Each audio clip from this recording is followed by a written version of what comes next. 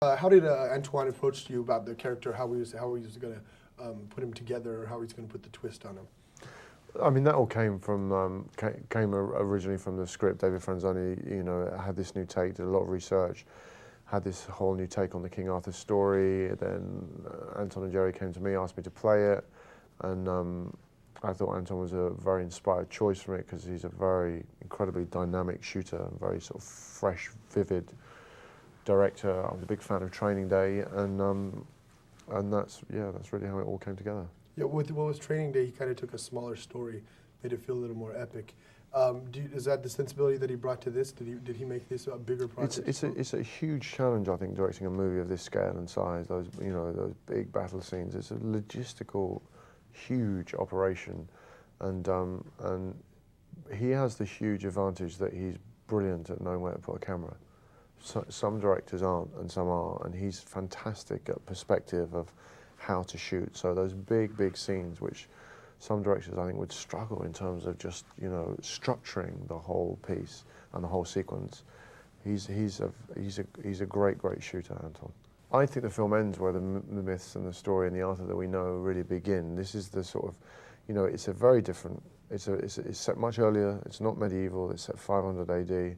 It's set in a very turbulent time. The Roman Empire is collapsing. They're pulling out of Britain. There is this half Roman, half British knight running this elite group of Sarmatian knights. And basically they're given the mission from hell. And in terms of Arthur's character, he's a guy that has strong beliefs. He believes in Rome. He believes what Rome stands for.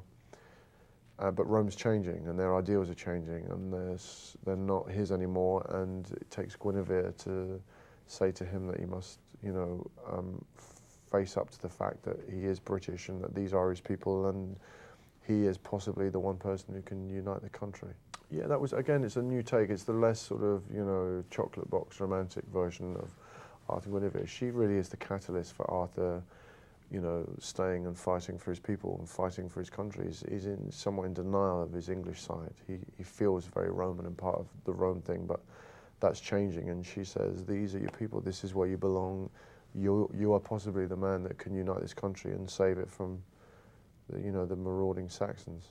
It's funny because a lot of people said, the pressure, there's pressure, but you just treat it like you treat any part. You go in, you play the part.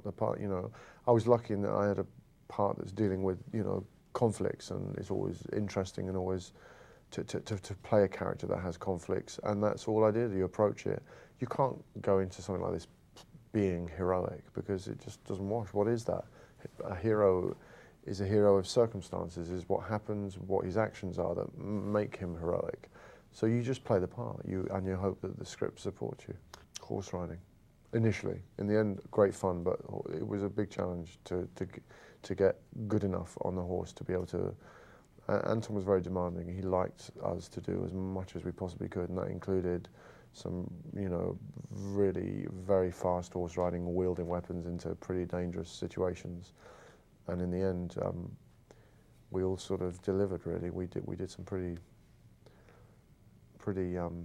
exciting, dangerous horse stuff.